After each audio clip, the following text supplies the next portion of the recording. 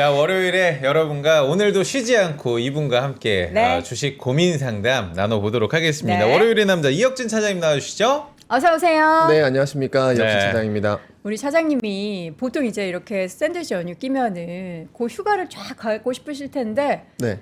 이 방송 때문에 어제까지 휴가 딱 끊으시고 오셨다면서요. 아, 맞습니다. 네. 어제 밤에 돌아와서 그러니까요. 자료도 밤에 쓰고 이렇게 하는 게 맞나?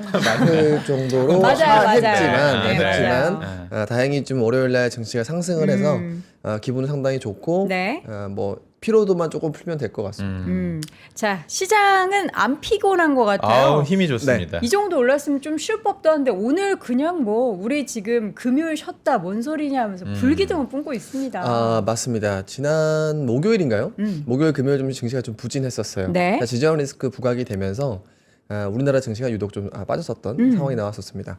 자, 그런데 이제 문제는 네. 미국 증시는 안 빠졌어요.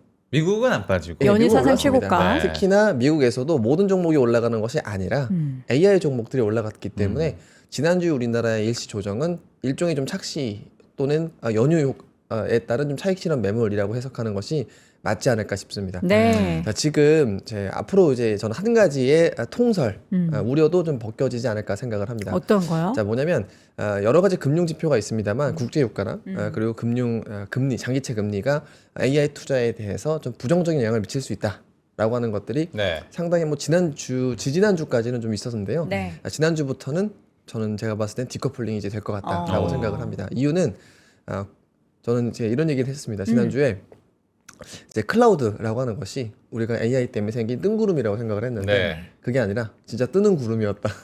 뜨는 라고 좀 구름이 아니라 말씀드렸습니다. 뜨는 구름이다. 그 표현 예. 좋은데요? 그러니까 실적이 실제로 돈을 잘 버는구나가 나온 거죠, 그러면. 그쵸. 맞아요. 사실 지난주에 사실 저는 지난해 11월이 AI 산업에 대한 굉장히 큰 변곡점이다라고 말씀을 드려왔어요. 네. 이유는 뭐냐면 이 제미나이 업데이트로 이제 AI 산업의 기업의 리딩 컴퍼니가 좀 바뀌었다라고 생각을 했고, 근데 만약에 오픈 AI가 리딩하는 것과 구글이 리딩하는 것의 차이는 돈을 아직 못 버는 기업 또는 지금 돈을 버는 기업으로의 네. 좀 이전이고, 또 하나는 클라우드가 없는 기업. 근데 클라우드가 있는 기업으로 좀 바뀌는 것이라서 맞아요. 이제 AI가 돈을 못 번다라는 말 자체가 이제는 좀 잘 맞지 않는 시기로 바뀌었고, 문제는 우리가 지금 1분기 실적을 열어봤어요. 자, 그런데 클라우드의 영업이익률이라도 떨어질 줄 알았습니다. 네. 자, 그런데 클라우드의 영업이익률조차도 올랐다라고 하는 것이고, 그러면은 수주 잔고는 어떻게 되는 네. 것이냐?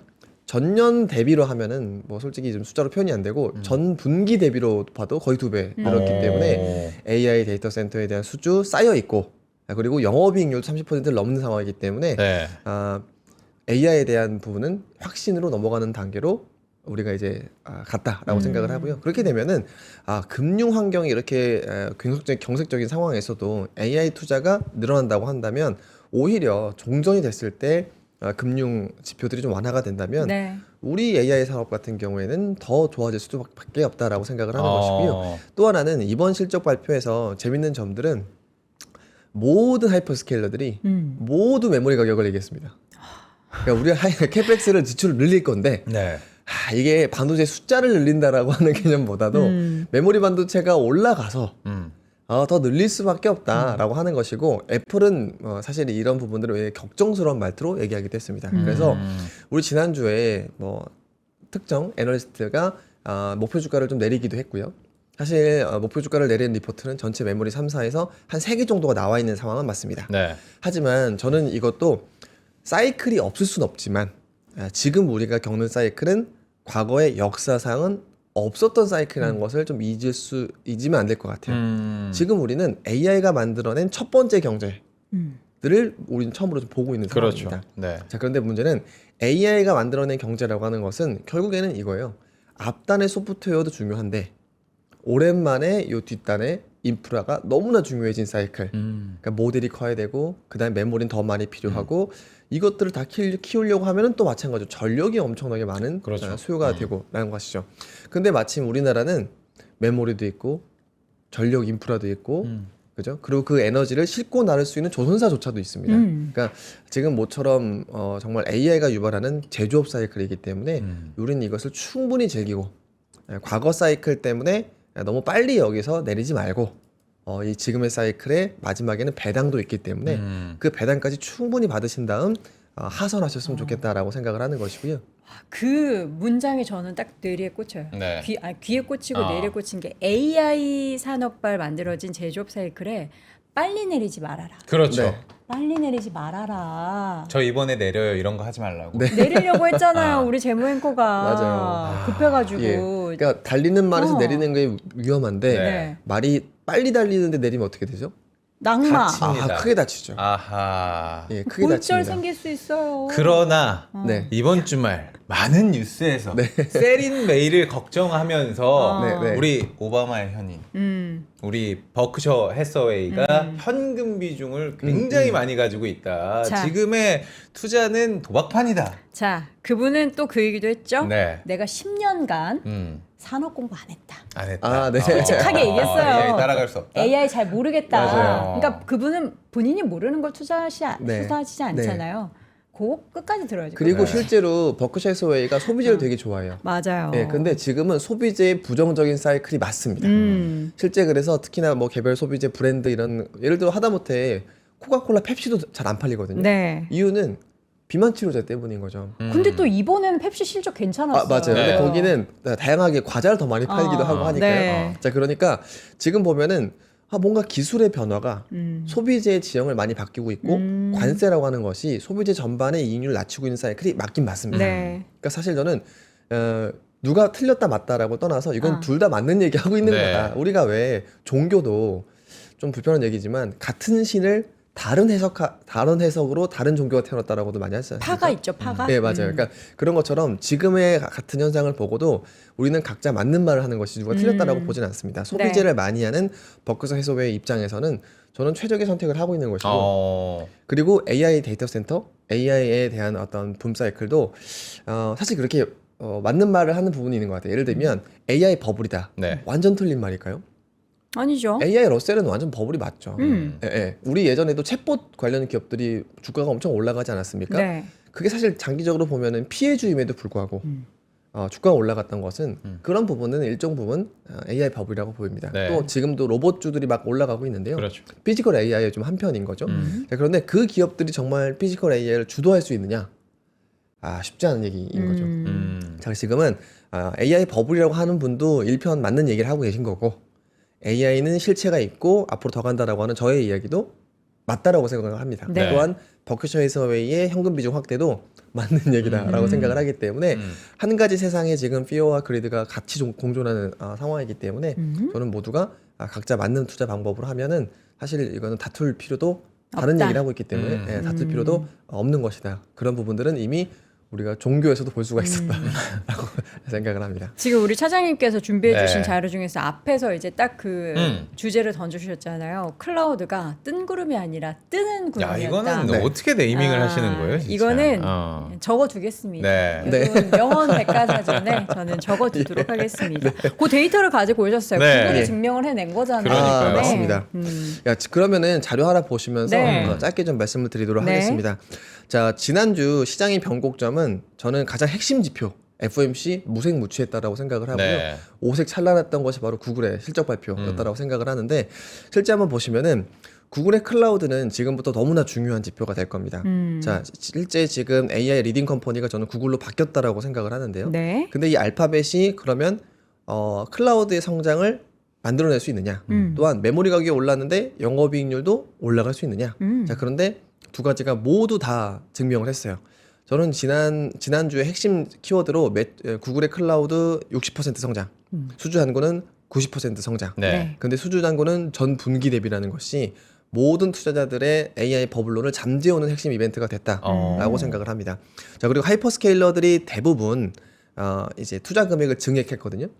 자, 근데 여기서 또 하나의 이런 부분들이 좀 나왔습니다. 뭐냐면 캐펙스, AI 캐펙스에 대해서 과소 투자가 위험하냐, 과대 투자가 위험하느냐. 네. 근데 지난주 시장 반응만큼은 너무나 분명하게 과소 투자가 리스크다라고 판단을 하는 것 같아요. 실제 주가가 좀 최근에 많이 올라가고 있는 것은 아마존과 알파벳입니다. 네. 그리고 최근에 조금 둔화되고 있는 것이 마이크로소프트, 마이크로소프트. 또 메타 같은 기업들. 네. 그렇죠. 자, 이런 거니까 AI 캐펙스를 주도할 수 있고 나름 투자 금액을 늘리고 있는 기업 두 회사는 주가가 신고가인 상황인 거고 또한 마이크로소프트는 조금 보수적으로 운영을 했습니다. 네. 자, 그리고 거기다가 메타 같은 경우에는 자본 지출이 한번 크게 지출만 하고 이익이 없었던 상황이 있었어요. 예전에 메타버스. 거의 아마 100조 가까이 썼을 걸로 저는 기억을 합니다.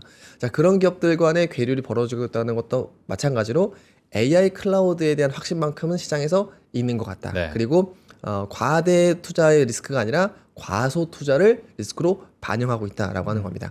되게 재밌는 점은 제가 또 이제 한 가지 세상에 두 가지 해석이 나오고 있는 것 같아요. 뭐냐면 지난주에 우리나라 주가가 좀 빠지기도 하고 목표 주가 하향 리포트도 나오기도 하니까 네. 자, 우리나라에서는 하반기 메모리 가격에 대해서 좀 부정적인 생각들을 많이 하시는 것 같고 네. 자, 그런데 하이퍼스케일러들의 컨퍼런스 콜에서는 이거 메모리 가격 때문에 캐펙스 금액을 올려야 되고 3분기에 더 올라갈 것 같다. 자, 이런 얘기를 하고 있는 겁니다. 왜 둘이 다른 얘기를 하고 있는 것인가?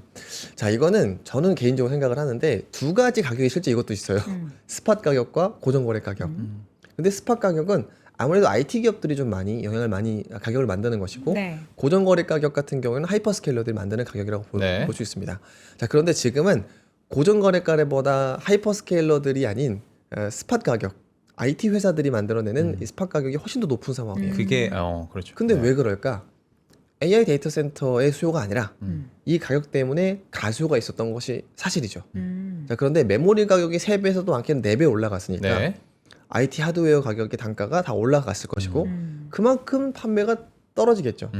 자, 그래서 그런 부분들이 매물로 나올 수 있고 실제 노트북이라든지 스마트폰 판매가 사실 3월부터 전년 대비 한 10%씩 마이너스 나오고 있는 거예요. 그래요. 자, 그러면 우린 여기서 생각을 해봐야 되는 거예요. 자, 그러면 IT 하드웨어의 부진으로 데드크로스가 날 것인가? AI 데이터 센터 붐으로 골든크로스가 날 것인가인 거죠. 근데 이거는 저는 사실은 IT 하드웨어가 만드는 사이클은 3월에서 9월까지가 데드라인이라고 생각을 해요. 네.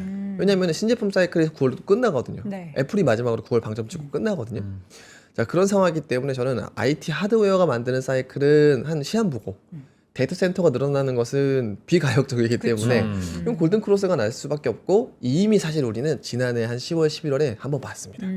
그때도 스팟 가격이 살짝 떨어졌고요. 골든 크로스가 보존거래가가 올라가면서 골든 크로스가 난 상황이 나왔었다라고 네. 하는 거예요. 자, 그래서 지금은 한국의 우려를 반영할 것인가, 미국의 기대를 반영할 것인가, 너무나 이건 답이 있는 거라고 생각을 하고요. 다만 자, 우리나라의 예탁금이 130조를 찍었고 네. 사실 이거 예탁금의 규모, 개인 투자자들의 규모는 거의 1년 반 만에 2배가 된 거예요. 그러면은 이 60조 원에 대한 이제 심리적인 방향을 무시할 건가? 그러면 안 되는 거죠. 그렇죠. 즉 저는 요거에서도 두 가지 세계관에 대한 한 가지 답을 좀 내려고 하는 것인데 자, 그러면 지금부터는 메모리 독주 분위기는 좀 일단락이 될 것이고 지금부터는 분산이 될 가능성이 매우 높다고 생각을 합니다. 뭐냐면 AI 인프라, AI 지주사, 자, 이런 쪽으로 아니면 뭐 전기라든지 IT 하드웨어 이런 쪽으로 분산이 될 것이고 자, 근데 이게 또 왜 분산이 될 것인가? 생각해 보시면 메모리 반도체의 이사가 6월부터 9월까지 예를 들어 스팟 가격이 살짝 누웠다가 반등을 해요. 근데 문제는 9월에 반등을 한다 치더라도 주가가 많이 빠지지 않을 거고 그러면 9월부터 우리 생각해야 될 것은 양도세 매물이에요. 메모리 반도체가 올해도 엄청 많이 올랐으니까 네. 9월부터는 양도세 회피 매물을 대비를 해야 되는 겁니다. 자, 그렇기 때문에 사실 지금 5월부터 우리가 필요한 전략은 두 가지라고 생각을 해요. 첫 번째는 AI에 대한 확신. 이거는 우리가 투자를 해야 되는 것이고 네. 두 번째 메모리에 대한 의심. 이거는 분산으로 해결하면 되는 겁니다. 주식을 파는 것이 아니라 분산으로 해결해야 되는 것이에요. 실제 오늘도 너무 잘 보여주는 것이 SK 하이닉스가 6%, SK 스퀘어가 12% 올라가요. 네. 그러니까 즉 지금은 메모리에 몰두할 것인가, 메모리의 레버리지를 지주사나 에너지 인프라에서 잡을 것인가, 후자라고 말씀을 좀 드리는 것이고, 즉 이런 상황에서는 주도주라는 말이 의미가 없습니다. 다 오르니까. 다 오르니까. 다 엮여 있으니까. 그렇죠. 전부 다 엮여 있어요. 그러니까 지주사는 밑에 사업회사 때문에 엮여 있고, 네. 그리고 에너지 인프라를 한번 생각해 보시죠. 에너지를 써요. 전력기기를 쓴다고 쳐요. 그럼 발전은 누가 해요? 전력사가 하는 거죠. 그렇죠. 그러면 그 전력을 또 실제 만드는 에너지를 날아주는 건 조선사가 하는 것이고요. 그러니까 계속 순환 참조가 거는 거죠. 그러네요. 그러면은 어디다 모아요? 배터리 모으겠죠. 어. 그 배터리는 뭘로 만들어요? 리튬으로 만들겠죠. 와. 2차 전지까지. 그러니까 지금 우리나라에는 사실은 제조업 국가이기 때문에 어. 이거 하나하나가 전부 다 순환참조이기 때문에 지금부터 가장 무의미한 얘기가 주도주라는 얘기입니다. 다 연결돼 있네. 그런데 그쵸? 오늘도 삼성전자는 이제 뭐 개별 리스크 맞아요. 때문에 그런지는 모르겠지만 음. 하이닉스 가는 거, 음. SK가 이렇게 뛰어가는 거에 비해서 너무 좀 속상하다 하시는 분들이 좀 계세요. 오르긴 하지만 네. 조금 다르게 봐야 될까요? 맞아요. 그러니까 근데 이것도 저는 항상 이제 위기의 국면. 지금 삼성전자, 삼성그룹은 위기입니다. 위기라고요? 뭐냐면 그쵸? 삼성 출신이에요. 맞아요. 어떻게 위기예요? 예, 주가 위기하는 게 아니고요. 어. 이번을 잘 넘겨야죠.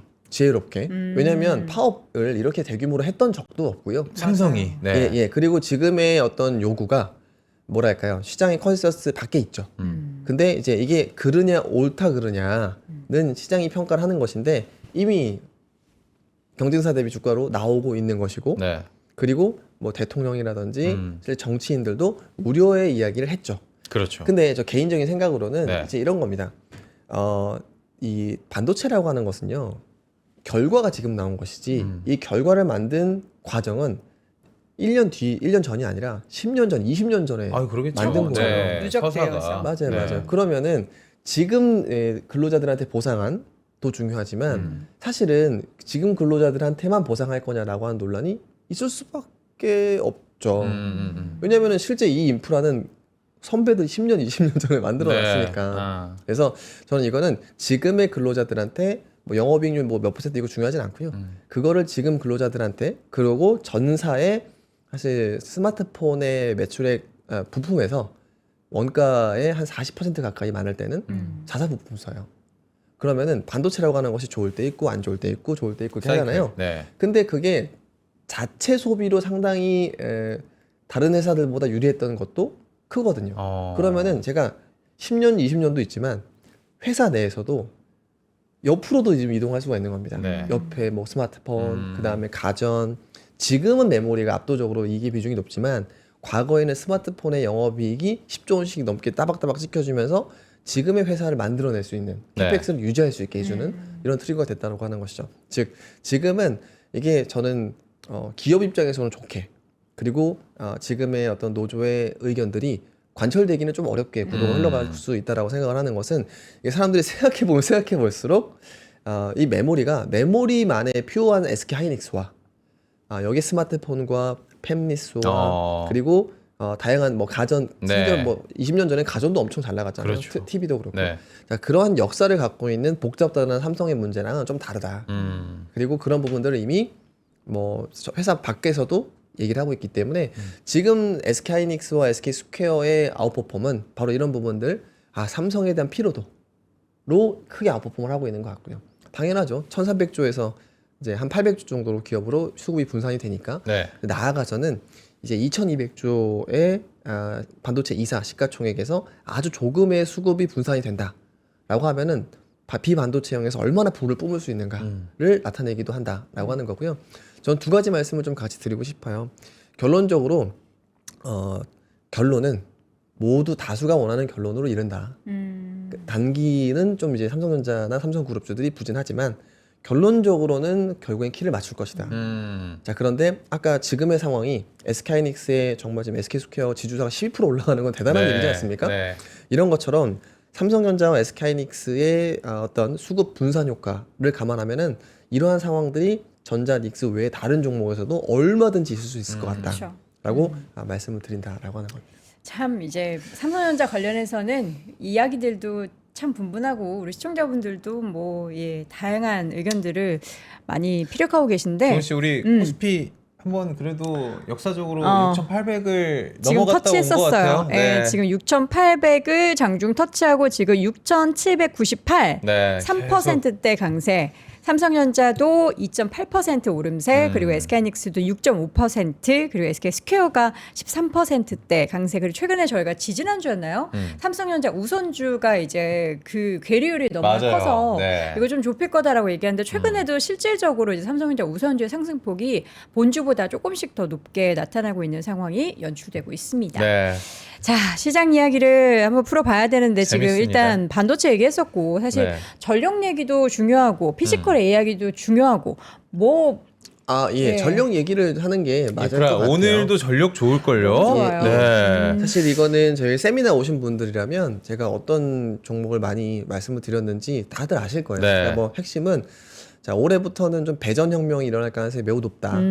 라고 많이 말씀드렸어요. 왜냐면 이게 전력을 오래 본 사람 입장에서는 네. 지난해부터 유달리 엔비디아에서 이런 전력 반도체, 그다음에 배전, 전력의 좀 밀도를 높이고자 하는 노력들을 많이 봤을 것이고 그런데 또 마침 LS 일렉트릭 같은 한동안 남들이 가는데 못 가는 종목들이 네. 있었었고 거기에다가 지난해 4분기 수주 잔고에서 우리가 가장 기다렸었던 미국 변압기에 대한 수주 잔고가 급격하게 올라왔었던 그리고 사실은 이제 배전 기기의 특징은 우리나라에서 점유율이 절대적이다라고 하는 겁니다. 예를 들면 우리나라의 점유율 즉 전자나 닉스가 해외 공장을 유치할 때 배전은 자연스럽게 따라갈 가능성이 매우 높은 그렇죠. 인 거죠. 그러니까 네. 새로운 뭐 누굴 찾을 필요도 없는 상황인 거죠. 자, 그렇기 때문에 또 하나는 뭐 해외 예를 들어 여기 상상의 영역입니다. 해외 신도시 개발을 한다고 쳐요. 그럼 거기에 또 우리나라 아파트 다 배전기기 똑같은 거 들어가지 않습니까? 그러니까 건설주 올라가지 않습니까? 네. 맞아요. 자, 그렇기 때문에 26년도에는 약간 배전 테마가 상당히 있을 수밖에 없고 또 하나는 제가 최근에 좀 들은 바로는 나스닥에 상장하는 중소형 전력기기 회사도 나올 것 같아요. 나스닥 그러면은- 상장 우리나라 기업이요? 네네. 오. 그러니까 이제 그러면은 우리나라의 중소형 전력기기들도 네. 급등이 나올 수 있는 거죠. 아. 최근에 보면 오늘 재룡전기, 직전에 산일전기, 네. 자 이런 전력기기 업체 중소형주들 같은 경우에도 비슷한 시총 사이즈일 경우 상당히 좀 아웃퍼폼을 할 수밖에 없는 상황일 것이고 최근에 전력기기 업체들이 1분기 수주 현황을 보면은 지난해 한 반기 정도를 한 분기에 이미 하고 분기에. 있는 것 같아요. 네. 그러니까 그러면은 사실은 우리가 장기적으로 봤을 때는 이제 미국의 4천 테라와트 정도의 부족한 전력 인프라 여기에다가 당장 이번 분기에 확인한 1분기 신규 수주를 보면은 네. 사실 어느 정도 답은 나와 있지 않나라고 어. 생각을 합니다.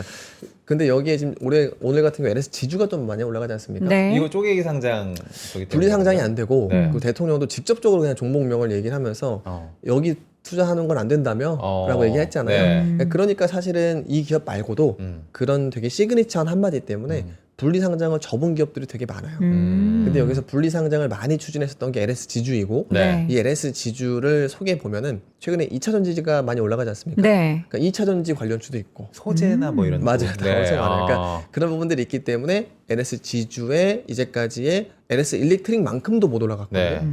그런 두 가지가 좀 맞물리면서 오늘 좀 오버슈팅 아웃퍼폼하는 것 같은데 사실 저 당사에서도 리포트가 나왔어요. 네. 이론적인 업사이드는 한 50% 된다. 우와. 이론적인 거죠. 업사이드가 된다는 거는 사실 네. 요즘에 전력 전선 이쪽 인프라가 굉장히 많이 올라갔잖아요. 가격적으로. 그래서 조금 배 아픈 분들은 이거 언제 안 쉬나? 언제 조정 안 오나? 나도 좀 같이 가자. 약간 이런 느낌으로 네. 보고 계신 분들이 계시는데 업사이드가 이론적으로 50%가 남아있다는 거는 이제 반절 왔다는 거잖아요. 그쵸. 반도 많이 못 온 거죠. 반도 못 오늘 왔다. 어제 네. 리포트 나왔으니까 예, 오늘 올라가는 거 대비로는 뭐 반도 못 올라왔다라고 볼 수가 있죠. 예, 당사 의견 기준으로는 당분간의 아. 조정이 그러면 리스크가 크게 많이 보이지 않는 섹터가 지금 이쪽이라고 볼수 있나요? 맞아요. 그러니까 전력 기기는 전 세계 밸류에이션이랑 어느 정도 키를 맞췄고요. 네. 근데 지주사들은 사실은 그렇게 유의미하게 밸류에이션이 확대되지는 않았다라고 보여집니다. 예를 들면 뭐 하이닉스도 싼데 SK 스퀘어도 오늘 많이 올라가지만 SK 스퀘어는 PER이 한 4배 정도 오늘 올라가서 한 4배 정도 될 거예요. 올라가서 내배요. 네, 그러니까 이게 지금 우리나라 지주사들은 NAV 가치를 자회사 주가 상승으로 올리고 그 다음에 자기 주식을 소각하면서 밸류에이션까지 추가적인 메리트를 확보할 수 있고 네. 거기에다가 대주주의 선한 이기심으로 배당까지도 확대할 수 있는 요 사이클이 남아 있는데 이게 그럼 언제 끝날 거냐? 여러분들 올해 시작을 안 한 거예요 아직. 27년도, 28년도 배당까지 받아야 되는 겁니다. 네. 자, 그렇기 때문에 지주사들의 사이클은 상당히 좀 길게 이어질 수밖에 없는데 근데 여기에서 우리가 삼성물산의 최근의 부진으로 본 거죠.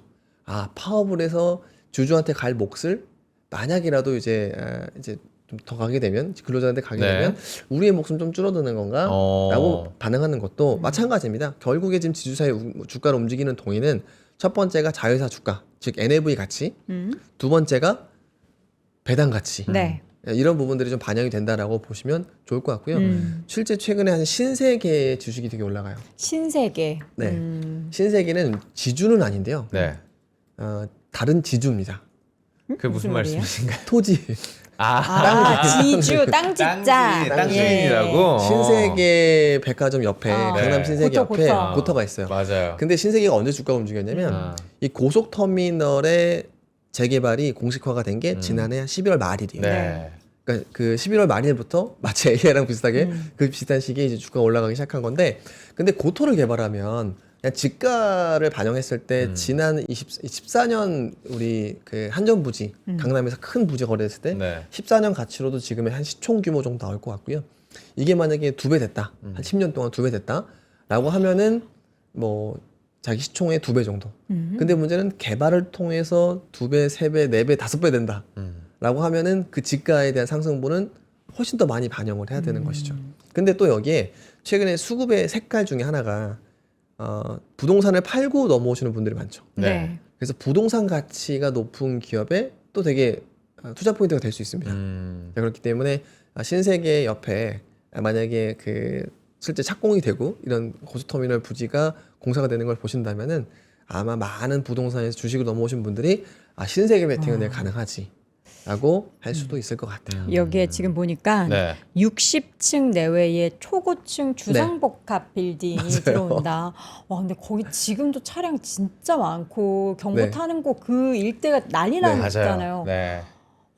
이거 어떻게 이거 해결해야 할지 모르겠네요. 거기 지금도 사당 들어가는 데만 한 시간 걸려요. 저기서부터 네, 저 네. 경부 들어가는 거기까지 맞아요. 지금 네. 그 일대가 다 항상 엄청 막히잖아요. 그래서 사실 대한민국 쇼핑의 원탑 코어예요, 거기가. 그죠. 그러니까 강남 전 신세계. 세계 우리나라의 백화점 매출 1위가 신세계 강남이기 때문에 그래요. 거기다가 그냥 새벽 시장만 만들어도 잘 될 수밖에 없어요, 사실은. 아니 저는 거기 지하 가보고 진짜 놀랐어요. 거기는 지하가 다 네. 연결돼 있잖아요. 고투몰.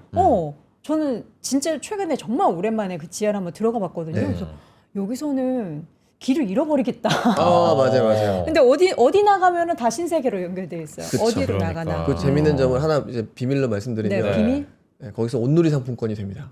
그래요? 시장이라. 시장이에요. 그 지하 중국 상가에서? 상권이네. 근데 상권이니까. 되게 싸더라고. 그쵸. 막 거기다 온누리가 몸빼바지 같은 되니까. 게 막 10,000원, 15,000원 막 이러더라고. 몸빼바지가 얼마인지 잘 모르겠는데. 네, 신세계. 네, 그러니까 바로 옆에 어쨌든 있는. 그런 부분들이 있기 때문에 저는 신세계 백화점의 이게 지가 상승분, 지주로서 상승분도 투자자들이 많이 좋아할 수 있는 어떤 투자 포인트가 될 수 그때 있다. 뭐 고속만 붙은 친구들이 엄청 천일고속 많고요. 무슨 예, 뭐 매일매일 예. 상한가 가는 맞아요. 그런 기억이 예, 좀 그럴 수 있네요. 있습니다. 예. 자. 우리 피지컬 AI까지 얘기를 하고 좀 2부 넘어가 볼까요? 그러면? 로봇 얘기해보죠. 네.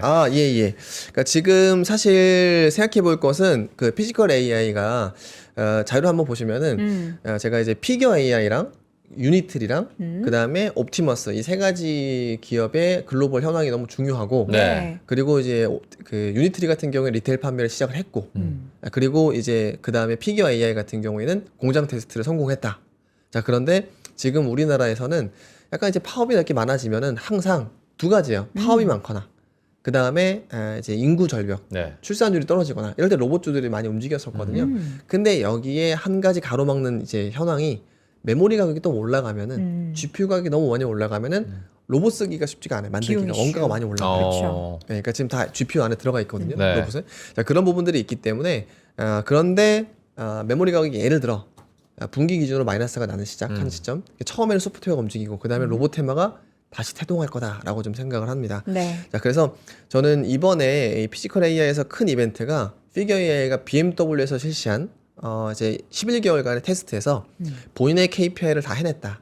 그리고 8시간 동안은 배터리 재충전 없이 일을 완료했다. 네. 그리고 물건 적재할 때 오차가 1cm가 아니라 5mm 정도밖에 나지 않았었다. 5mm.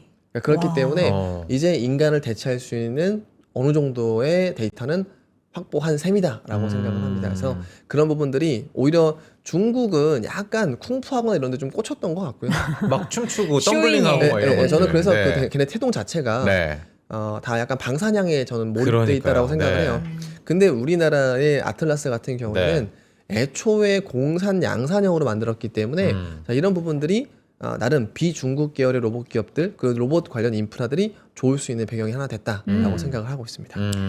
이게 순서가 이렇게 있잖아요. 네. 예, 그 순서에 이제 가장 꽃을 피울 그 구간이 피지컬 AI 쪽이라고 하는데 이 시대가 지금 아직 시작도 제대로 안 한 거잖아요. 네. 이제 막 발을 들일까 말까 하는 건데 이게 또 언제부터 본격화가 될 건지 뭐 이런 뭐 우리 차장님께 생각하시는 시나리오 혹시 타임테이블 있으실까요? 인사이트 네. 좀 주세요. 저는 한 28년, 29년이라고 생각을 해요. 28년, 29년. 예. 왜 그러냐면 네. 그건 아틀라스가 너무 중요합니다. 그러니까 아틀라스. 예, 옵티머스는 완전 논외라고 생각해요. 저는. 옵티머스는 지금 얘기하는 꿈이 너무 커요. 그러니까 뭐냐면 옵티머스는 2027년 내년 상용화 목표라고 맞아요. 얘기를 했잖아요. 근데 이제 상용화가 문제인데 상용의 네. 기준이 뭐냐? 그러니까 공장은 이미 일을 하고 있어요.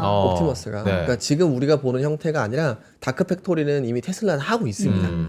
근데 지금 옵티머스가 머스크가 얘기하는 것은 이거를 화성에 보내겠다는 거잖아요. 로봇을. 그게 되면 부가가치가 진짜 어마어마해지는 거고요. 그래서 어. 저는 옵티머스 그냥 따로 빼자라고 생각합니다. 네. 근데 그거 빼면 네. 우리가 진짜 로봇을 테슬라 외에 정말 유의미하게 부가가치가 낼 수 있는 한 장면은 자동차 회사가 만든 로봇이에요. 네.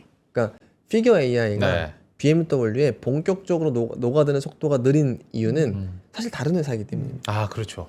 근데 이제 현대차는 보스턴 다이내믹스의 모회사예요. 네. 그러니까 이제까지 수년 동안 이 유압 방식의 로봇, 이 답이 없는 유압 방식의 로봇을 인수하자마자 전기 우동 방식으로 바꿔버리고 네. 또한 이 액추에이터를 10대까지가 됐었는데 8가지로 줄이고 앞으로 4가지로 줄이겠다고 하는 거잖아요.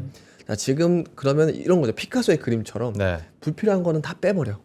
우리는 생산 공장에서 일할 수 있는 그 코어 기능과 그 모습만 남겨라고 하는 거거든요. 근데 여기 또 하나가 있어요. 한국이 국방에 또 지금은 전 선진국이라고 생각을 합니다. 그렇죠. 탑5 안에 들어갔다고 네. 생각하는데 근데 여기에서 보스턴 다이나믹스의 아틀라스를 방산향으로도 연구를 시작했어요. 했어요, 이미?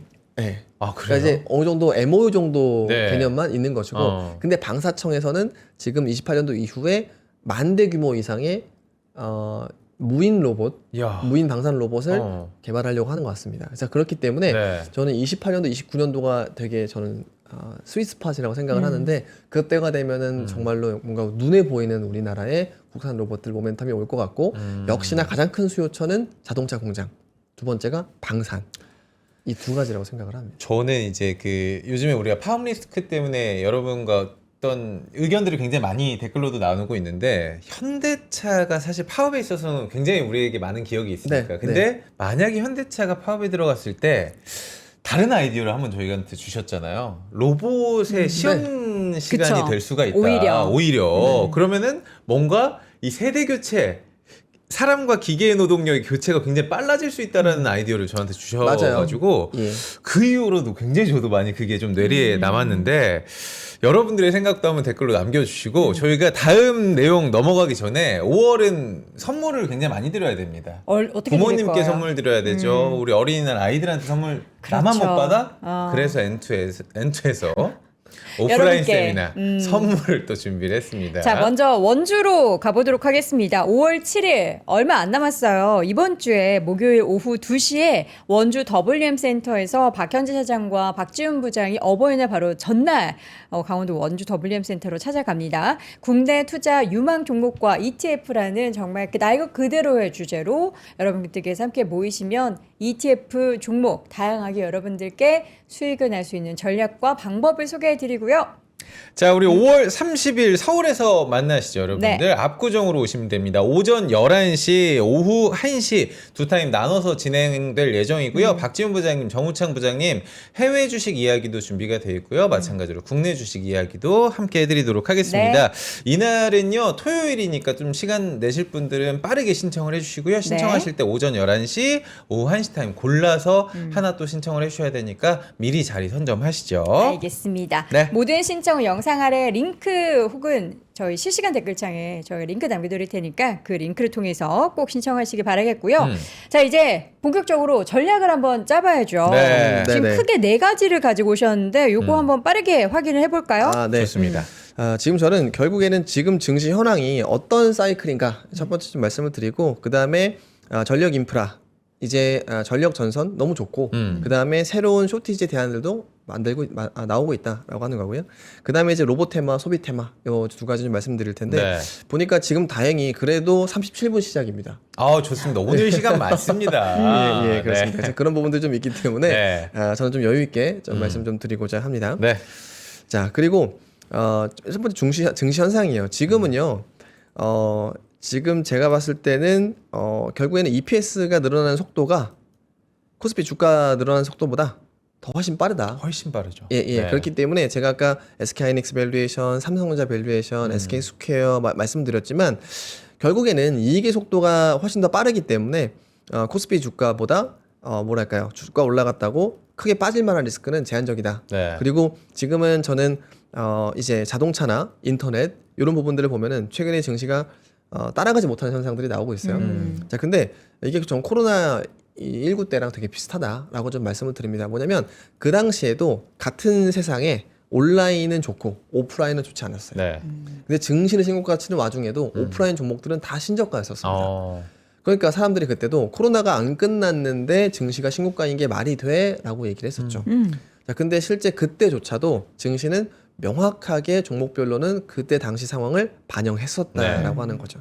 지금도 마찬가지입니다. 금리 높고 전쟁하고 있지만 지금 실적 따라서 좋은 기업들은 주가가 올라가고 있는 것이고 정책 따라서 수혜를 받은 기업들도 올라가고 있는 것이고 근데 그 기업들이 과거 대비 시가총액 사이즈가 너무 커요. 네. 그래서 지수가 좀 많이 올라가는 지수 영향도가 높다라고 볼 수가 있을 것이고 그런데 지금 실적이 부진하거나 네. 이런 기업들은 또는 AI에 대한 의심이 있는 기업들 이런 기업들은 역시나 지금도 좋지 않기 때문에 지금 증시가 뭐 과도하게 랠리를 보이고 있다라고 하는 것은 그렇게 맞지는 않다. 오히려 지금은 실적이 좋아지는 속도가 가속화되는 기업들이 있거든요. 수주 잔고 따라서 또 좋아지는 최근에 조선사들이 더 비슷하다고 그렇죠. 생각을 해요. 네. 그러니까 즉 우리는 지금 사이클을 너무 이렇게 보지 말고 그 안 좋을 때 보는 거고요. 그러니까 지금 밸류에이션이랑 실적의 방향성만 놓고 본다라고 하면은 크게 실수가 적을 것이다라고 좀 말씀을 드리고요. 네. 자, 그 다음이 좀 이제 이런 거죠. 사실은 제가 아까 그냥 넘어간 게 있는데 전력을 가장 크게 지금 어떤 것이 바뀌고 있느냐.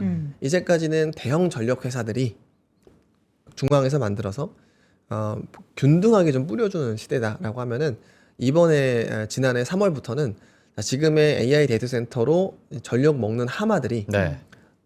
알아서 전력을 만들고 전력 계약도 각자 알아서 해라. 그러니까 사실 전기라고 하면 공공의 영역의 느낌이 좀 강했잖아요. 에너지, 전기. 근데 네. 그게 각자 도생의 시대로 맞아요. 가는 거잖아요. 예, 근데 그러면은 온사이트 파워라는 새로운 개념이 생겨나는 것이고, 근데 이제 기업은 국가와 달라서 그냥 수단과 방법을 가리지 않죠. 전력을 만들어낼 수 있다라고 하면은 무엇이든지 할 사람들입니다. 야. 자, 그래서 최근에 보면은 선박 엔진 수요가 늘어나고 있고, 이 선박 엔진이 늘어나는 이유는 가스 터빈을 많이 썼는데 가스 터빈 쇼티지가 너무 심각해졌어요. 네. 그래서 이거 대신에 가스 터빈 하나가 대충 계산해 보니까 선박 엔진 10개 돌리면 되겠네 라고 해서 선박 엔진으로 수주가 나오는 것이고, 그러면 핀란드의 바르질라 같은 기업이 실제 최근에 1월부터 4월까지 선박 엔진 100개를 납품했어요. 네.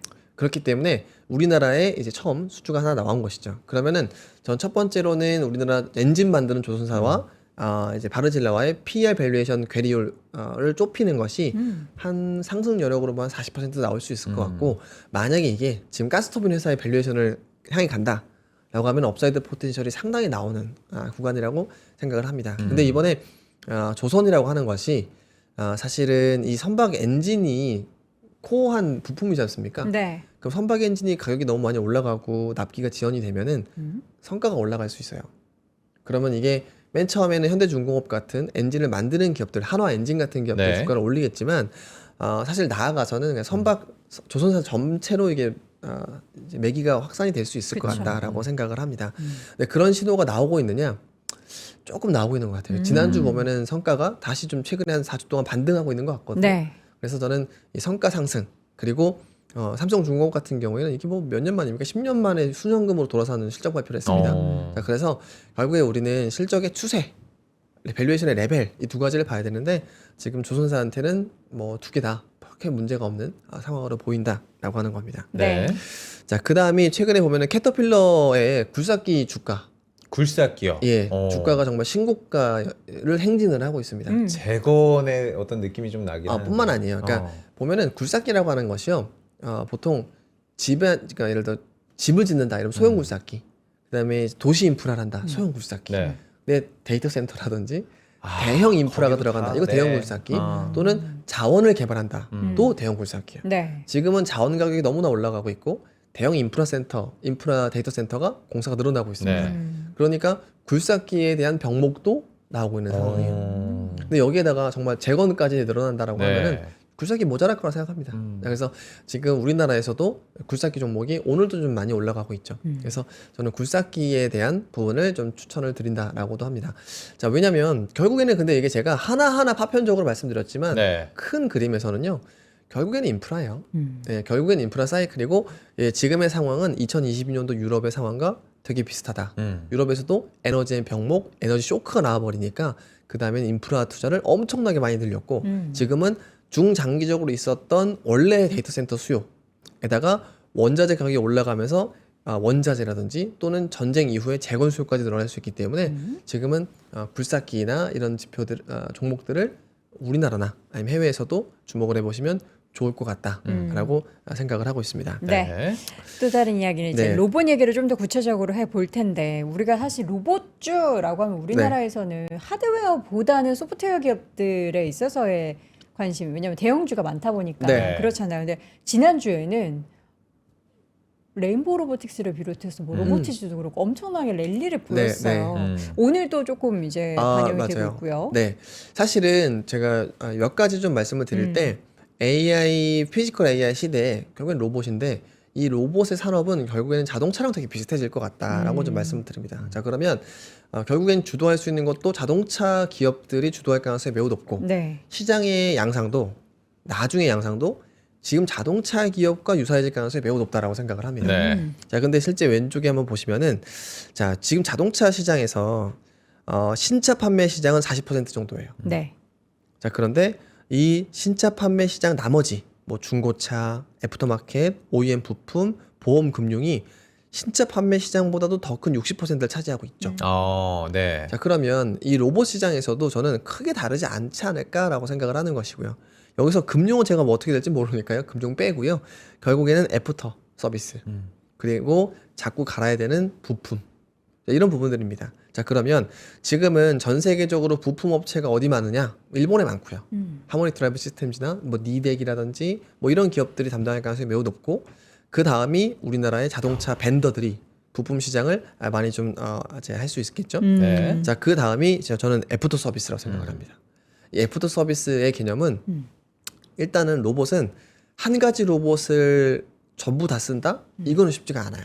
그러니까 각자의 기능을 한 공장이나 한 물류센터에서 섞어서 써야 될 가능성이 매우 높다라고 봅니다. 이 분야에는 이런 로봇, 그렇죠. 저 분야에는 저런 로봇. 네, 이렇게 맞아요. 각각 특화된. 예, 지금도 그 정말로 자동화된 물류센터를 가잖아요. 네. 그러면 시스템은 예를 들어 오토스토어나 어. 뭐 이런 걸 써요. 자, 그런데 이 오토스토어가 차량에 탑재하거나 이러지 못하거든요. 네. 포장도 스스로 못해요. 각각의 로봇을 섞어서 써야 되는데 그러면 하나의 관제가 필요하다라고 하는 것이고요. 그러면 부품만큼 중요한 것이 소프트웨어다. 네. 라고 좀 말씀을 드리는 겁니다. 자, 그래서 소프트웨어 기업들이 그룹사별로는 현대차에서는 오토에버가 있을 것이고 삼성에서는 SDS가 있을 것이고 그 다음에 LG에서는 CNS 같은 기업들이 있고요. 자, 그런데 이 기업들이 실제 이야기를 하는 것을 보면은 기존의 서비스에서 로봇으로 조금 더 시프트 하려고 하는 모습들이 보인다라고 하는 겁니다. 네. 실제 보시면은 현대 오토에버가 지난 해에 이제 라스라고 해서 로봇 애프터 서비스를 이제 신설해가지고 인력까지도 뽑고 있습니다. 자, 그러면 지금 많이 하고 있는 소프트웨어 그리고 이건 공장에 쓰는 겁니다. SDF 하는 개념은 공장 그리고 실제 공장에서 일하는 소프트웨어, 로봇 소프트웨어에도 진출할 가능성이 높다라고 하는 것이고요. 그 다음에 SDS 같은 경우에도 기존에 이거 했었어요. 그러니까 AI 데이터 센터의 투자를 늘리겠다. 그래서 이거 임대료 받는 형태가 될 수 있을 것 같고, 그 다음에는 스마트 공장. 지금은 5G, 그 다음에는 35년 뒤부터는 6G라고 해서 스마트 공장을 운영하겠다라고 하는 취지도 나오고 있는 것이고, 네. 그 다음이 사실은 LG CNS가 LG전자의 로봇 사업을 바통으로 이어받아서 레버리지 역할을 하고 있는 건데, 네. 근데 LG CNS의 지금은 저는 항상 이제 이런 얘기 되게 조심스럽거든요. 솔루션이란 말. 솔루션. 예, 근데 특별히 뭐 어떤 거 하는지 뭔가 명확하게 그려지진 않지만 모든 거 다 해결해 줄 것 예, 같아요. 어쨌든 다 해준다라는 개념이겠죠. 솔루션. 예, 그러니까 솔루션이라는 말이 일편 좀 불분명하지만 그런 말을 썼다라고 하는 것은 LG전자나 LG 계열사에서 어떤 로봇을 만들든 그쵸. 이런 솔루션을 통합 제공하는 것은 소프트웨어 기업이다라고 하는 겁니다. 그래서 이런 종목들이 오히려 로봇 시대에서 조금 우리가 대형주로 무언가 해볼 수 있는 네. 새로운 기업들이지 않을까라고 생각을 합니다. LG가 보통 또 이제 흥신소들이 이름 바꿀 때 뭐뭐 솔루션 이렇게 많이 바꾸시거든요. 왜 그래 우리 아니, 요새 아니. LG전자 얼마나 좋고 LG CNS 좋은데. 얘기하는 게 아니라 보통 이제 그런 식으로 다 해결해 드립니다. 예. 약간 이런 느낌으로. LG가 또 이제 가전의 명가 아닙니까? 네. 백색 가전이라고 이제 옛날 네. 말로 항상 그렇게 얘기를 하는데 네. 주부들이 그리고 우리 주부라고 해서 여성을 특정하는 게 아닙니다. 남성 주부도 있고 가사 여성 일하시는 주부도 분들. 있잖아요. 네. 가사하는 분들이 제일 원하는 것은 빨리 가사 노동의 자동화가 돼야 오. 한다잖아요. 세탁기 우리 지금 가서 지금 건조기 하고 이제 접는 것도 귀찮아. 아, 그렇죠. 접는 거 알아서 해주고 맞아요. 네. 뭐 이런 것까지 다 이제 분류까지 우리가 또 마침 뭐 이렇게 세탁을 할 때 저는 사실 세탁을 많이 안 해봐가지고 항상 뭐를 넣으면 쪼그라들거나 목이 늘어지거나 둘 중에 하나거든요. 그런 것도 AI로 쫙 해가지고 로봇이 소재 알아서 판단하고 네, 해주면은 그렇습니다. 네. 너무 좋겠다. 아, 맞아요. 저는 근데 거기에 돈 지불할 생각이 있습니다. 네, 이번에 CES에서 LG 로봇이 실제 시연을 했어요. 그런 걸요? 예, 예. 그 빨래 접는 거. 빨래 접는 아 접는 거 접는 거. 예, 예. 근데 그렇게 접으면 혼날 것 같습니다. 아직까지는. 칼각이 아니에요? 칼각이 안 나오네. 그리고 아직 아니에요? 20평대에서 쓰기는 너무 면적이 좀 많이 차지할 커요? 것 같고. 아. 네, 하지만 마찬가지로 LG는 가전의 명가이기 그쵸. 때문에 그건 좋은 해법을 찾지 않을까. 뭐 기대도 한편 하고 있습니다. 육아 로봇도 원한다는데 우리 또 재무 앵커 이제 현실이 네. 곧 다가오는데 뭐 제가 거의 뭐 로봇입니다. 새벽에 알아서 잉 하면은 이제 분유 타가지고 딱 이렇게 분유 네. 주고 하는 그런 로봇이 있으면 아, 그쵸. 우리의 또 생활이 얼마나 사실은 실제 윤택해지겠어요. 엄마들도 네. 그 분유 자동 분유기 분유 만드는 거가 네. 아빠보다 낫다고 하죠. 근데 아, 결국에는 그래요? 그걸 사람이 타러 가야 되잖아요. 아, 그렇죠. 기계에다 버튼을 누르고 해야 아, 되잖아요. 근데 그것까지 귀찮으면 좀 그런 거. 아니, 새벽에 일어나는 게 가만히 힘드니까.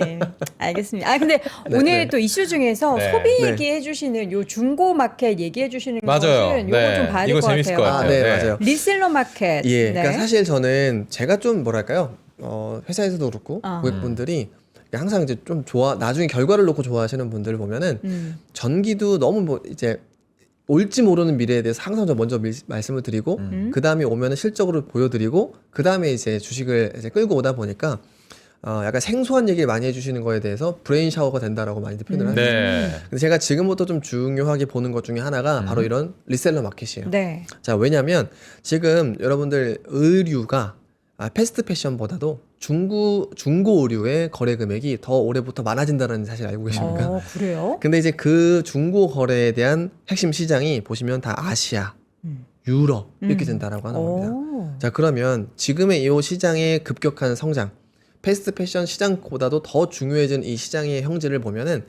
아주 되게 의외의 한 방에 있다. 이거는 ESG의 개념이 아닌 감가상각 방어 내지는 내 자산 가치에 대한 부양 이런 부분이다라고 하는 거죠.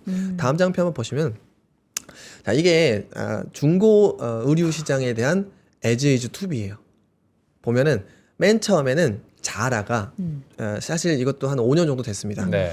자라 옷을 재판매할 수 있는 플랫폼을 만들었어요. 아하. 저런 게 있어요? 예. 근데 지금 우리나라는 아니고 거의 다 유럽 중심으로 있었어요. 네. 유럽에서도 거의 14개 국가에 서비스를 하고 있어요. 네. 근데 여기에는 중고 의류를 수거하거나 또는 비영리 단체에 전달하거나 또는 재활용하는 것들을 그러니까 내 옷을 재판매도 하지만 기부하는 솔루션들을 이제 안에 넣어놓는 거예요. 네.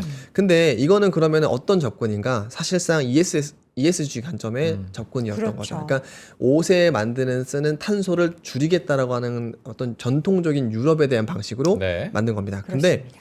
이게 빈티드라고 하는 이것도 똑같은 유럽 업체입니다. 제가 미국 같은 기업들을 빼고 유럽에서도 이렇게 바뀌고 있다는 걸 보여드리기 위해서 말씀드리는 건데 보시면은 여기는 중고 거래가 우리나라 당근처럼 굉장히 화랑이 돼 있어요. 그래서 이 기업 가치가 매출액만 보시면 11억 유로예요.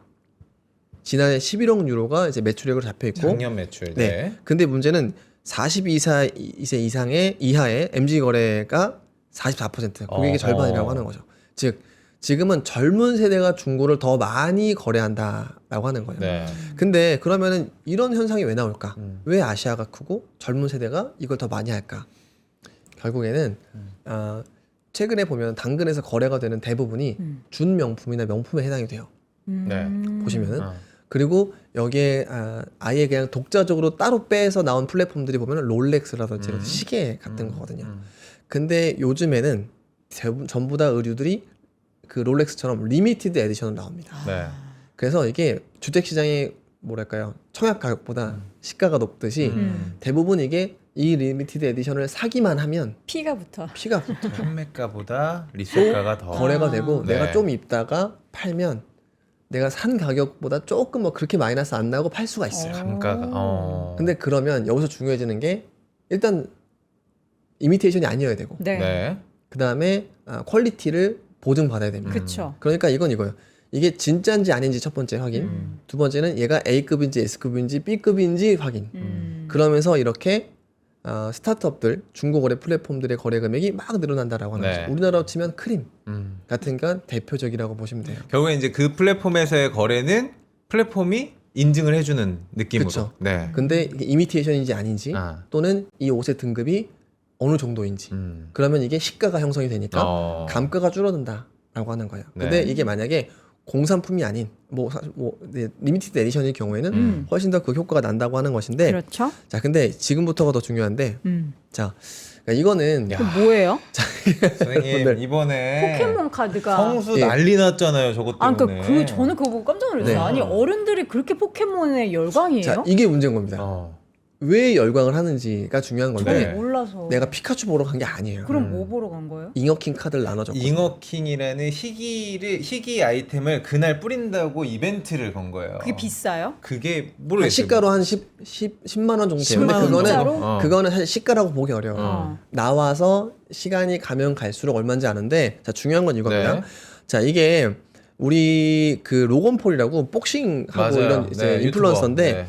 온라인 경매에 낙찰했을 때 239억 원이에요. 이 포켓몬 카드가. 한 장에. 근데 이게 왜 희귀하냐라고 하는 거냐면 다이아몬드 붙여놨어요? 이거는 위에는 자기 거 그 목걸이 건 거를 걸쳐놔서 요 세트로 판 근데 저 거고요. 카드가 239억이라고요? 카드가 맞아요. 한 200억이 넘는 거예요 지금. 네, 요게 반영이 아예 안 됐을지는 몰라도 이게 난 99% 이해가 이가 안 돼. 가격입니다.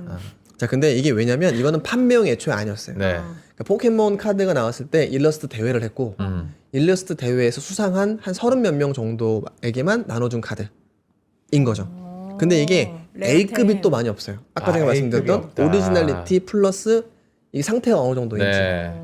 인 건데 자 그러다 보니까 사실 이 이벤트 이후에 이게 지금도 나와요. 그러니까 이 카드가 아니지만 포켓몬 카드는 지금도 나옵니다. 자 그런데 이 포켓몬 카드 샵이 있고 네. 문구점에서도 이 포켓몬 카드를 판매하는데 네. 네. 문제는 쇼티지예요. 그래서 이 가격이 아니라 포켓몬 카드 샵에 있는 일반 카드 가격도 올라가고 있어요. 저기도 쇼티지예요? 예. 그래서 얼마 전에 이 일반 카드 이게 왜 그러면 포켓몬 카드 팩이 왜 이제 유행하느냐? 네. 이게요. 사봤거든요. 10개 뽑잖아요. 하나가 슈퍼 카드예요. 스페셜 카드. 네. 근데 이 하나의 스페셜 카드가 많게는 50만 원, 100만 원짜리 나올 수가 있어요. 아하. 그러니까 이 자체가 갬블 예. 형태도 있고 아. 그러다 보니까 이게 요 로건폴의 239억 이후로 수요가 점점 올라지면서 아예 그냥 동나버리는 상황이 나오는 거죠. 그런데 여기에서 잉어킹 카드를 미션을 행하면 스탬프를 찍어오면 이걸 네. 주겠다라고 한 거예요. 그러니까 지금 4만 명이 몰렸다. 참. BTS가 4만 명 몰렸죠. 아이고. 아 근데 정말 사고 날 것 같이 사람이 엄청 많던데? 위태위태하더라고요 그날. 그래서 저는 그 이벤트 취소한 거가 안전상으로는 잘 됐다고 생각을 하는데 이게 포켓몬 IP가 전 세계 1위가 됐다고 하더라고요. 그만큼 정말 네. 여기에 수요가 맞아요. 돈이 된다고 근데 하더라고요. 여기에는 네. 제가 이거예요. 이런 현상들은 계속 반복이 될 겁니다. 새로운 트렌드예요. 그래서 유통사들 주가가 훨씬 좋을 수밖에 없어요. 네. 근데 여기에는 딱 앞으로도 이런 우리가 트렌드를 잡아야 되니까 361무라고 좀 말씀드립니다. 어떤 겁니까? 3유 첫 번째. 1무? 아. 글로벌 커뮤니티가 있어야 되고 그다음에 이제 두 번째 유동성이 좋아야 되고 세 번째 시그니처 가격 거래가가 있어야 된다. 예를 들면 아리팍에 한강뷰 얼마 찍어주면 나머지가 거래되는 것처럼 아. 이것도 지금 로건폴에 피카츄가 이 정도 가격을 찍어주니까 나머지가 다 올라가 버리는 거예요. 그러니까 실거래가가 있어야 된다. 맞아요. 근데 하나가 없어야 돼요. 네. 세금 제도. 아. 여기에 세금을 매긴다. 사실 안 이거를 되지. 사고 팔고 하는데 없죠. 근데 우리나라에서도 이제 중고거래 뭐 얼마 이상이면은 세금을 부과한다 뭐 이런 얘기들이 있잖아요. 맞아요. 근데 이거는 또 근거하는 플랫폼들이 보통 당근이다 뭐 이런 대형 플랫폼이거든요. 이거 네. 당근에서 사고 파는 게 아니거든요. 어디서 사고 팔아요? 따로 있어요. 또. 커뮤니티가 또 따로 다른 있나요? 플랫폼이 또 있어요. 그러니까 이제 이게 어렵다. 이게 버티컬 플랫폼들이 계속 나오고 있고 심지어는 이 카드를 그냥 스캐닝을 하면은 이거 시가가 얼마요 알려줘요. 그러니까 이 자체가 마치 주식처럼 거래가 되는 것이고 새로운 플랫폼이 근데 이제 여러분들이 포켓몬 카드도 저는 이제 비트코인화 됐다라고 생각을 해요. 그렇네. 저게 네, 암호화폐화처럼 한정에. 됐고 그리고 앞으로 이런 비슷한 재화들이 의류나 아니면은 굿즈나 이런 쪽들로 계속 나올 것 같아요. 그래서 앞으로 우리는 이쪽에서의 기회도 앞으로 잡으시면 이거 좋은데 이런 것도 될 것 같아요. 이렇게 카드 하나 있으면은 네. 그거 이렇게 분산해가지고 조각 투자하는 거 있잖아요. 카드를 조각까지 돼요. 아 비트코인을 아, 그러니까, 하나 안 사고 분산을 요거 조금 이렇게 이제 조각내서 어떤 하는 회사에서 이 것처럼. 카드를 가지고 있는 거예요. 네. 이 가치가 계속 올라가면은 이거 이제 조각 투자한 분들이 수익 올라가는. 아, 근데 무슨 그게 코인이라고 하죠? 비트코인이랑 크게 다를 바 없는 로직이에요. 음. 이것도 리미티드인 거고요. 사실 저는 심지어는 이런 재화를 판매하는 리미티드 에디션을 판매하는 회사들이 LP 역할을 해가지고 시세를 만들 수도 있을 거예요. 어허. 근데 그게 불법이 아닙니다. 자, 그런 부분들도 앞으로 새로운 소비재의 경제, 감가 방어를 넘은 내 자산 가치, 소비재가 아닌 소비 이자 투자인 네. 이런 시대가 이미 왔다라고 생각을 합니다. 그 토큰 증권 얘기한 거죠. 그렇죠. 예. 그러다 보면은 브랜드가 아닌 유통사. 왜냐하면 네. 브랜드는 매출액을 막 못 내는 거예요. 리미티드 에디션이어야 네. 되니까요. 그래서 유통사들의 주목을 할 필요가 있다라고 말씀을 드립니다. 네. 저희가 이렇게 이야기를 열띠게 하는 동안 반도체는 살아있네. 오늘 외국인 기관들 엄청 사네. 뭐 삼전도 3% 어이구. 상승 중 네. 하는데 맞습니다. 코스피가 저희가 열심히 수다 떠는 동안에 어이구. 3.7% 예, 지수가 3.7% 오릅니다. 네. 6,846선 지금 지나가고 있고 장중에 48선까지 터치했고요. 대단합니다. 이제 얼마 안 남았어요. 7천이. 예. 지수장입니다 지금. 정말 주도주장이 끝났고요. 이거는 지수장입니다. 그러면 사장님 네. 뭐 이렇게 막 반도체 뭐 전력 저희가 오늘 다양하게 얘기했지만 근데 나는 좀 무서워 못 사겠어 하면 지수 ETF라도 사야겠네요. 맞아요. 네, 그러니까 지금 여러분들 어떤 종목을 고르는 노력을 굳이 할 필요도 없는 네. 우리나라는 다 제조업이고요. 네.